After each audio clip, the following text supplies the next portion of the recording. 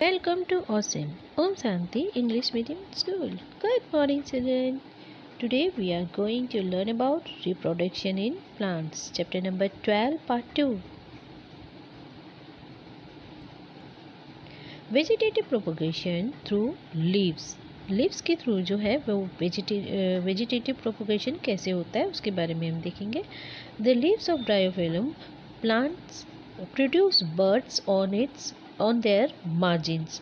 ये जो ब्रायोफिलम है ये आपको लीव जो दिखाई दे रही है ब्रायोफिलम की लीव्स है. इसकी जो मार्जिन्स होती है बीच बीच में जो जगह होती है वहाँ से न्यू प्लांट जो है वो ग्रो होता है. The birds grow into plantlets. ये जो बर्ड्स है वो छोटे छोटे प्लांटलेट्स जो होते हैं प्लांटलेट्स के रूप में वो ग्रो होने लगती है. This plantlets get detach from the leave and grow into new plants. और यही जो प्लांटलेट्स है ये जो धीरे धीरे ये प्लांट्स लीव से अलग होते हैं और फिर न्यू प्लांट में ये ग्रो होने लगते हैं, जैसे कि आप ये पिक्चर में ये फोटो में आप देख सकते हो. Okay. Artificial method of vegetative propagation. अभी जो आर्टिफिशियल मेथड जो है वो कैसे होता है वेजिटेटिव प्रोपोगेशन उसमें कैसे होता है उसके बारे में हम देखेंगे. आर्टिफिशियल मीन्स जिसे हम ह्यूमन बीइंग करते हैं, जो नेचुरली नहीं होता है उसको हमें करना पड़ता है, वो होता है artificial. Artificial method of propagation are widely used in agriculture and horticulture. जो आर्टिफिशियल जो मेथड है वेजिटेटिव प्रोपोगेशन का, ये ज़्यादातर इसका यूज़ खेती बाड़ी में, कृषि में और बागबानी के लिए, मतलब बगीचे लगाने के लिए इसका यूज़, इस आर्टिफिशियल मेथड का यूज़ किया जाता है. Cutting, grafting, layering and tissue culture are some method of artificial propagation. ये जो कटिंग है, ग्राफ्टिंग है, लेयरिंग है, टिश्यू कल्चर है, ये सबसे जो प्लांट ग्रो किए जाते हैं ये सब क्या है, आर्टिफिशियल मेथड से इसको ग्रो किया जाता है. तो सबसे पहले हम पढ़ रहे हैं कटिंग के बारे में. What is cutting? Cutting means plants such as rose, cactus and bougainvillea can be propagate through cutting from their stem.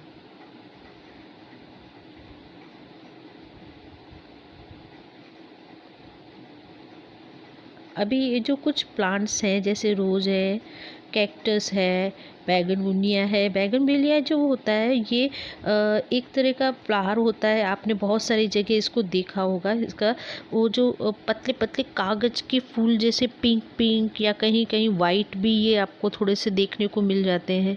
ठीक है, उसको कई लोग कागजी फूल भी कहते हैं. उसका जो प्लांट होता है वो होता है. तो ये सब जो प्लांट जो होते हैं इसके स्टेम काट के और फिर इसको ग्रो किया जाता है. ठीक है, आप पिक्चर में देख रहे हो कि सीजर से जो रोज़ है, रोज़ प्लांट, उसका एक स्टेम काट रहा है और उसको फिर बाद में ग्रो करते हैं. when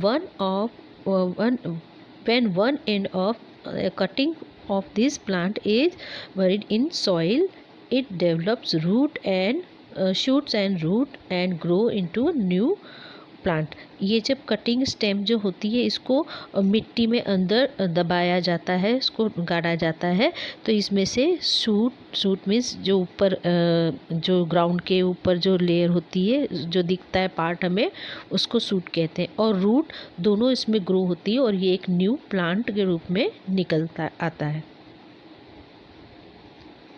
now second is grafting. अभी ग्राफ्टिंग क्या होता है? In this method a plant that is fast growing और resistant of disease it take as the base plant. अभी ग्राफ्टिंग में क्या होता है, इस मेथड में उस प्लांट को लिया जाता है जो एकदम फास्ट ग्रो करता है और जो डिजीज से लड़ने की ताकत रखता हो, मतलब बिल्कुल हेल्दी प्लांट, उसमें एज ए बेस लिया जाता है. नीचे का जो बेस होता है उसको कहते हैं बेस लिया जाता है. It is called a stock. इसको कहते हैं स्टॉक. अ स्टेम कटिंग मतलब जो एक स्टेम काट के कटिंग जो होती है उसको कहते हैं draft from another plant of a good variety is insert on the stem of the stock through a small incision. So अभी ये जो क्या होता है, एक दूसरे स्टेम की एक प्लांट की एक स्टेम को कट की जाती है जो अच्छी वैरायटी की होती है, और इसको ये इस बेस प्लांट्स में से स्टॉक के अंदर एक छोटे से इंसिजन में छोटे से कट के थ्रू उसको अंदर डाला जाता है, और फिर बाद में उसको बैंडेज से या किसी कपड़े से उसको कस के एकदम बांध दिया जाता है, या प्लास्टिक से, टैप से, या इससे बांध दिया जाता है। ठीक है। The draft and the stock are formally बांध टुगेदर, ये दोनों को एकदम खूब अच्छी तरह से कस के बांध दिया जाता है। In a few week time the tissue of stock and the draft fuse together. अभी कुछ वीक अगर इसके जब चले जाते हैं तब क्या होता है, जो स्टॉक के टिश्यू और जो न्यू प्लांट डाला है ड्राफ्ट करके, उसके टिश्यू दोनों एक दूसरे से, प्लांट और वो दोनों एक दूसरे से जुड़ जाते हैं। ठीक है। The stalk provide the root system and lower part of the new plant। अभी इसमें जो स्टॉक है, ये जो ग्राफ्ट करके जो प्लांट लगाया गया है उसको रूट सिस्टम प्रोवाइड करता है। रूट सिस्टम आपको पता ही है, नीचे से सॉइल में से वाटर और मिनरल लेता है और ऊपर तक पहुंचा देता है उसको। मीन्स जो ऊपर जो स्टेम हमने लगाई है काट के अलग से, उसको वाटर और मिनरल ये स्टॉक जो है वो प्रोवाइड कर देता है, और उसको एक नीचे का बेस भी मिलता है न्यू प्लांट के लिए। The stem cutting become the upper part of the graft plant and provide the stem, flower and fruit। Grafting is commonly used for propagation fruit trees and shrubs. ये ज़्यादातर इस तरह का जो प्रोपोगेशन होता है ये फ्रूट वाले प्लांट्स में होता है, जिससे और अच्छी वैरायटी के फ्रूट्स फिर हमको मिलते हैं। मीन्स ये दो डिफरेंट जो ट्री होता है इसको एक स्टेम में डाल के एक नया प्लांट ग्रो करते हैं, जिससे और भी अच्छी वैरायटी के फ्रूट्स हमको मिलते हैं। Now layering in plants such as jasmine and grapevines, the lower branch of the plant is bent down and covered with moist soil after removing the ring of bark from the stem. After a few weeks, new roots develop and plant is separated from the mother plant। अभी layering जैसा होता है, जैसे आपको आगे मैंने पढ़ाया था कि जो रनर होता है, जैसे निकलता है, एक ब्रांच निकलती है, फिर उसको सॉइल में जब तक वो टच नहीं होती तब तक उससे न्यू प्लांट ग्रो नहीं, जब सॉइल में टच होता है तो न्यू प्लांट ग्रो होता है, जैसे स्ट्रॉबेरी होता है। तो उस टाइप से ये जो लेयरिंग होती है ये भी इस तरह से, जैसे जैस्मिन है और ग्रेप वाइन है, ये जो प्लांट होते हैं इसमें लेयरिंग की जाती है। मीन्स इसकी एक ब्रांच को लेके उसकी जो ऊपर की जो बार्क होती है, जो ऊपर की उसकी जो छाल होती है, छिलका होता है, इसको निकाल के और मॉइस्ट मतलब थोड़ी सी गीली जैसी मिट्टी जो होती है मॉइस्चर वाली, उसके अंदर इसको कवर कर दिया जाता है, नीचे दबा के कवर कर दिया जाता है। और फिर कुछ दिन के बाद जहाँ ये ब्रांच को कवर किया जाता है वहाँ से न्यू रूट्स उसमें से ग्रो होने लगते हैं, और ये इसके मदर प्लांट से फिर ये ब्रांच जो है ये अलग हो जाती है और एक न्यू सेपरेट प्लांट में ये ग्रो होने लगती है। Now come to tissue culture. अभी ये टिश्यू कल्चर क्या होता है ये देखो। This is an artificial method of propagation which is undertake in specialized laboratories. अभी ये जो टिश्यू कल्चर जो होता है, ये प्रोपोगेशन जो होता है वेजिटेटिव प्रोपोगेशन, ये स्पेशलाइज्ड लेबोरेटरीज में ही होता है। इसके अंदर ऐसी बहुत इसमें ऐसा बहुत कुछ ऐसे प्लांट्स को भी ग्रो किए जाते हैं जिसमें एक सिंगल सेल होता है।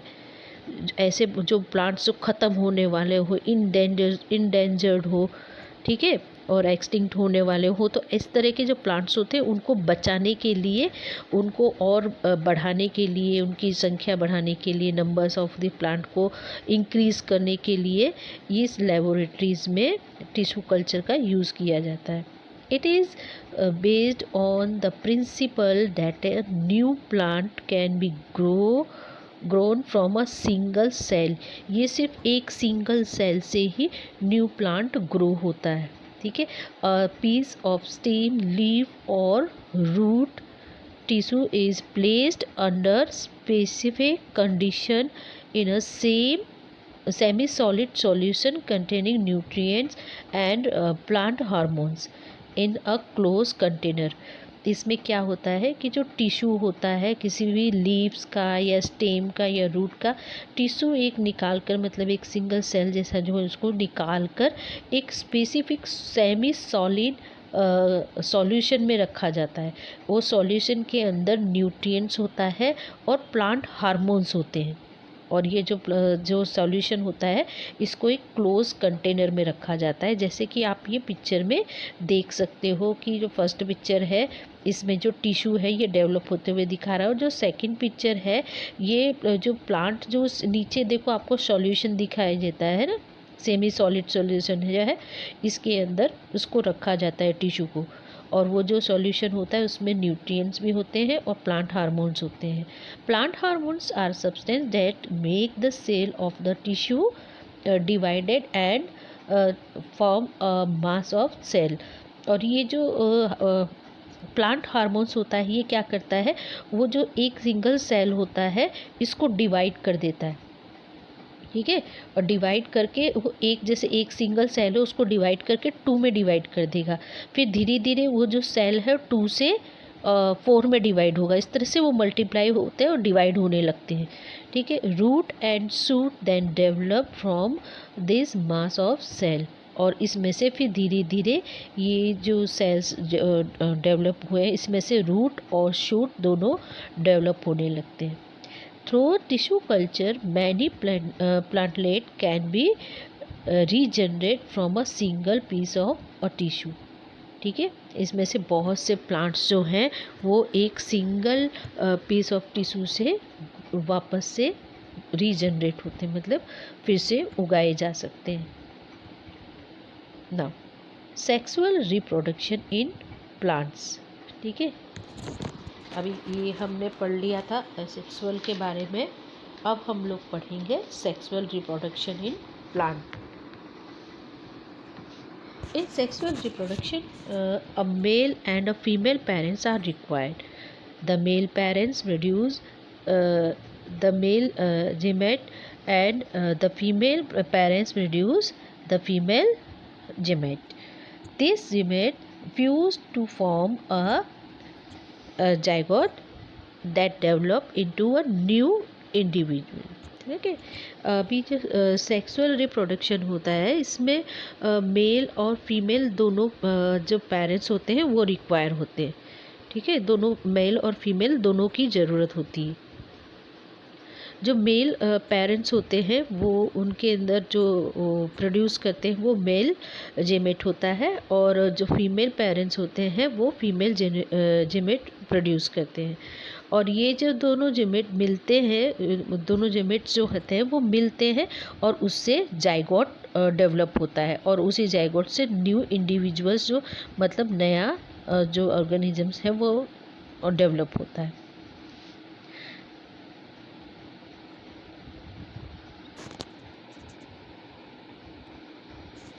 Now structure of a typical flower. अभी जो एक पूरा फ्लावर होता है, संपूर्ण फ्लावर होता है, उसका स्ट्रक्चर कैसा होता है, ठीक है। कंप्लीट फ्लावर जो होता है वो कैसा होता है। Most plant bear flower. जो ज़्यादातर जो प्लांट्स होते हैं उनके अंदर फूल आते हैं, फूल वाले प्लांट्स होते हैं, उनमें पहले फूल आता है फिर फल आता है। Such plants are known as flowering plant. और ऐसे प्लांट जिसमें फ्लावर्स आते हैं उनको फ्लावरिंग प्लांट्स कहते हैं। The flowering produce fruit with seed. और ये जो फ्लावर्स है यही आगे जाके फ्रूट और सीड में कन्वर्ट्स होते हैं। अभी आपने देखा है कि बहुत से फ्लावर्स के अंदर सीड्स होता है, जैसे कि आप मैरीगोल्ड ले लो, फ्लावर्स जो हमारे घरों में पूजा में भी यूज़ होता है। और उसमें से पूजा में से यूज़ करने के बाद आप उस जब वो सूख जाता है आप उसको ग्राउंड में ऐसे डाल दो, और वहाँ अगर थोड़ा सा भी मॉइस्चर है सॉइल के अंदर तो वो प्लांट के अंदर से न्यू जो आपने फ्लावर डाल दिया उसमें से न्यू प्लांट ग्रो होने लगेंगे मैरीगोल्ड। तो इसीलिए the flower produce fruit and seed. जो फ्लावर है वो फ्रूट और सीड्स को प्रोड्यूस करता है। The seed can form new plants. अभी जो सीड्स होते हैं उसमें से नए प्लांट्स ग्रो हो सकते हैं। Thus the flower is the reproductive part of the flowering plant. इसीलिए जो फ्लावर्स होते हैं वो फ्लावरिंग प्लांट का रिप्रोडक्टिव पार्ट है। All flowers develop from birds. और जितने भी फ्लावर्स होते हैं ये पहले एक बर्ड होता है, बर्ड में से फिर फ्लावर। बर्ड मीन्स कली, पहले कली होती है फिर उसमें से धीरे धीरे वो फूल में डेवलप होती है, फ्लावर में डेवलप होती है। A typical flower has 4 parts. एक पूरा जो कंप्लीट फ्लावर होता है उसके 4 पार्ट्स होते हैं, sepals, petals, stamens and carpel. Now अब इसके बारे में हम डिटेल में पढ़ेंगे कि एक एक के क्या होता है। तो sepals are green and they protect the other parts of the flower of a flower before it bloom. अभी आपने देखा होगा कि जो कली होती है, कली के ऊपर जो उसकी पंखुड़ियाँ होती हैं फूल की वो बंद होती है और उसके ऊपर एक ग्रीन ग्रीन पत्तियाँ होती है जो उस जो बर्ड्स है उसको प्रोटेक्ट करती है, उसी को कहते हैं सेपल्स। आप ये फर्स्ट पिक्चर में देख सकते हो जो रोज़ है, येलो कलर का जो रोज़ है उसके नीचे बिल्कुल एकदम ग्रीन ग्रीन पत्तियां हैं, उसके ऊपर रोज़ रखा हुआ है। मीन्स वो फ्लावर को प्रोटेक्ट करती है, उसको एक सपोर्ट देती है। ठीक है, उसके बाद नीचे स्टेम है और उसके बाद में फिर वो बड़ी बड़ी लीव्स आती है। लेकिन जहाँ पर फ्लावर बिल्कुल ग्रो होता है वहाँ पर ग्रीन ग्रीन कलर की पत्तियाँ होती है। आप इस नीचे पिक्चर में भी देख सकते हो, आपको सेपल पूरा एरो करके दिखाया है कि सेपल क्या होता है। ठीक है, उसी के ऊपर फ्लावर होता है। Now petals are either coloured or white and are seen as the flower blooms. ये जो पेटल्स होते हैं, मीन्स पेटल मीन्स पंखुड़ियाँ, ये पंखुड़ियाँ कलर वाली भी होती है और वाइट भी होती है। ठीक है, ये जब फ्लावर ब्लूम होता है, जब खिल जाता है फ्लावर अच्छी तरह से, तब आप इस पेटल्स को अच्छी तरह से देख सकते हो। They usually attract insects. और ये जो पंखुड़ियाँ होती है इसी से छोटे छोटे इंसेक्ट, कीट पतंगे उसकी तरफ अट्रैक्ट होते हैं, मीन्स आकर्षित होते हैं। The sepals and petals do not directly take part in the reproduction. अभी ये जो सेपल्स और जो पेटल्स हैं ये सीधा डायरेक्ट रिप्रोडक्शन में पार्ट नहीं लेती, इनडायरेक्ट लेते हैं, क्योंकि ये जो है ये जो रिप्रोडक्टिव पार्ट्स हैं ना उनको प्रोटेक्ट करते हैं, उनको बचाते हैं, उनका सपोर्ट करते हैं, उनको बचाते हैं। इसीलिए ये डायरेक्ट नहीं इनडायरेक्टली उस पर सपोर्ट करते हैं।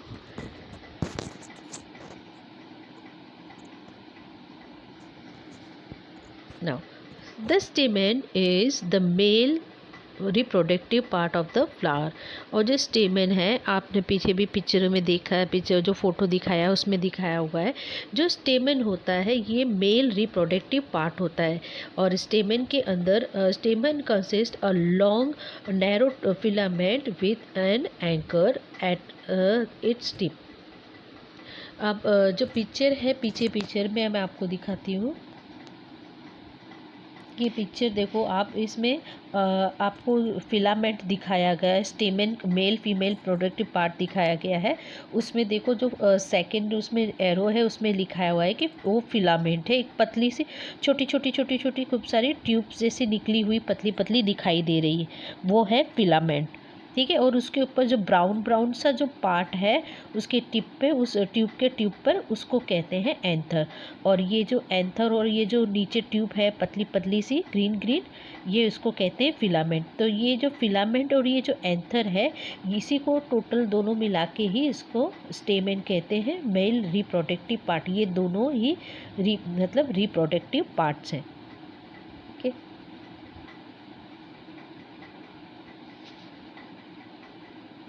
and anther produce pollen grain which form the male gymnot। अभी ये दो जो एंथर है ऊपर जो ब्राउन कलर का पार्ट मैंने आपको दिखाया, यहीं पर पोलिन ग्रेन जो है वो प्रोड्यूस होते हैं, और ये जो पोलिन ग्रेन होते हैं ये मेल जिमेट्स हैं। ठीक है, pollen grain appear as powdery material on the anther. और ये जो पोलिन ग्रेन होते हैं ये एक पाउडर जैसा सब्सटेंस होता है जो मटीरियल होता है जो एंथर पे चिपका हुआ होता है, लगा हुआ होता है। Now, the pistil or the carpel is the female reproductive organs of the flower. अभी मेल के बारे में पढ़ा, फीमेल रिप्रोडक्टिव जो पार्ट्स है या ऑर्गन्स है उसको कार्पेल या पिस्टिल कहते हैं, ठीक है। मेल रिप्रोडक्टिव पार्ट को क्या कहते हैं, स्टेमिन, और फीमेल को, जो फीमेल रिप्रोडक्टिव पार्ट है उसको कार्पेल या pistil. It is made up of stigma, style, ovary and ovary. The style is a long narrow tube rising from the ovary. The tip of the style is called stigma. The ovary is the swollen part of the bottom of the pistil. It contains one or more ovule. Ovule contain the egg cells, the female gamete of the plant. देखो, अब मैं आपको इसमें दिखाती हूँ। इसमें एक बड़ी सी स्टिक, ग्रीन कलर की थिक स्टिक जैसी ऊपर जा रही है फिलामेंट के, इधर आजू बाजू में उसके अगल बगल में फिलामेंट से, और बीच में एक मोटी सी थिक स्टिक जो ग्रीन जैसी कलर की है, इसी को कहते हैं स्टाइल, ठीक है, एक स्टाइल है। फिर उसके नीचे ही एक बहुत फूला हुआ था स्वेलन पार्ट है, उसको कहते हैं ओवरी, और उसके अंदर जो ग्रीन ग्रीन एक और येलो येलो सा पार्ट है वो है ओव्यूल, जहाँ पर एग सेल्स होते हैं, ठीक है। और जो यही ओव्यूल है, ये एग सेल्स जो होते हैं, यही जो फीमेल जेमेट होते हैं, ठीक है। और ये, और जो इससे ग्रीन ग्रीन जो ट्यूब जा रही है ऊपर की तरफ, गोल गोल एक राउंड गोल गोल है ऊपर, वो उसके सबसे ऊपर का जो टिप वाला पार्ट है उसको कहते हैं स्टिग्मा। और ये जो पार्ट होता है ये थोड़ा सा चिपचिपा होता है, स्टिकी होता है, ठीक है। तो ये पूरे पार्ट को कहते हैं कार्पेल और फीमेल रिप्रोडक्टिव पार्ट। ओके, अब हम लोग इसके बारे में तो देख लिया। अब हम देखते हैं कि फ्लावर जो होता है उसके 2 टाइप होते हैं। Flower are of 2 types, unisexual और बाइसेक्सुअल। तो सबसे पहले हम यूनिसेक्सुअल के बारे में, फ्लावर के बारे में पढ़ेंगे कि उसमें 2 टाइप के फ्लावर कौन कौन से होते हैं। तो फर्स्ट है यूनिसेक्सुअल फ्लावर। यूनिसेक्सुअल फ्लावर क्या होता है? Some plants have separate male and female flowers. The male flower has only the male reproductive parts, namely the stamen. The female flower has only the pistil, the female reproductive parts. Flower which contain either the male or the female reproductive parts are unisexual. Watermelon, papaya and bitter gourd have unisexual flower. अभी जो unisexual flower होता है उसमें क्या होता है कि कुछ प्लांट्स ऐसे होते हैं जिसमें मेल फ्लावर और फीमेल फ्लावर दोनों अलग अलग होते हैं, ठीक है। एक ही प्लांट में दोनों अलग अलग पाए जाते हैं, मेल और फीमेल। जो मेल फ्लावर होता है उसके अंदर सिर्फ पिस्टल होता है, मतलब स्टेमेन होता है, मतलब मेल रिप्रोडक्टिव पार्ट ही होते हैं। और जो फीमेल फ्लावर होता है उसके अंदर पिस्टिल या कार्पेल भी कह सकते हो, वो मतलब फीमेल रिप्रोडक्टिव पार्ट होता है, ठीक है। और जो फ्लावर होता है या तो उसमें मेल रिप्रोडक्टिव पार्ट होगा या तो फीमेल, दोनों नहीं होते हैं, दोनों अलग अलग फ्लावर में अलग अलग होते हैं। कुछ फ्लावर्स होते हैं जिनमें दोनों एक ही फ्लावर के अंदर होता है, लेकिन ये जो यूनिसेक्सुअल फ्लावर होते हैं इसमें दोनों रिप्रोडक्टिव पार्ट नहीं होते, या तो वो फीमेल रिप्रोडक्टिव पार्ट होगा उस फ्लावर के अंदर या तो मेल रिप्रोडक्टिव फ्लावर होगा उस पार्ट के अंदर। इस तरह के जो होता है उसको यूनिसेक्सुअल कहते हैं। वाटरमेलन, पपैया है, बिटर गॉर्ड है, इस तरह के जो फ्लावर्स होते हैं, प्लांट्स में जो फ्लावर आते हैं उसमें जो फ्लावर होते हैं उसको यूनिसेक्सुअल फ्लावर कहते हैं, ठीक है। आई थिंक यहाँ तक आप लोगों को समझ में आया होगा। See you next part. Till then bye bye and take care.